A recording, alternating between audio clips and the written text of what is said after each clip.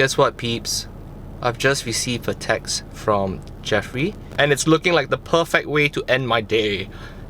My Birdy final upgrade is complete, and now I am on the way to pick up my bike. Lucky me, I found a spot right behind his shop.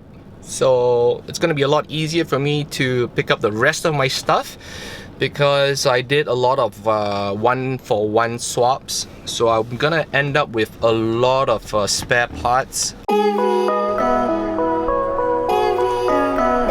Alright, you guys have no idea how excited I was.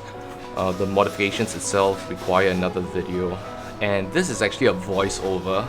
I literally didn't utter a word. I was just staring at my bike, and there was so many goodies or poison that was already available.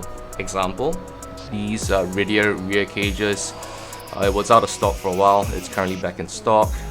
And then the next thing I was on to were obviously the birdies on the walls. I just can't stop looking at all these foldable bikes. They're really such a joy to look at. We go to the chain rings. I actually have the black gold ones, X11 SL. More poison in the form of Color Plus accessories. So eWalker has enough to probably satisfy almost everyone in Singapore. But take note, Color Plus accessories are generation specific. In case you guys are wondering if it's worthwhile purchasing a Color Plus kickstand, it is worth it.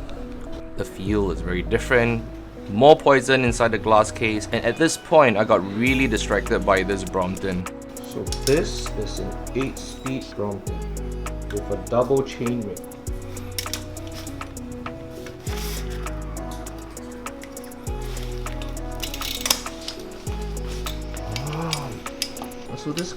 So it's been modified to have some kind of a rear derailleur, is it? No, still the same tensioner. The radial tensioner with 4-speed cassette.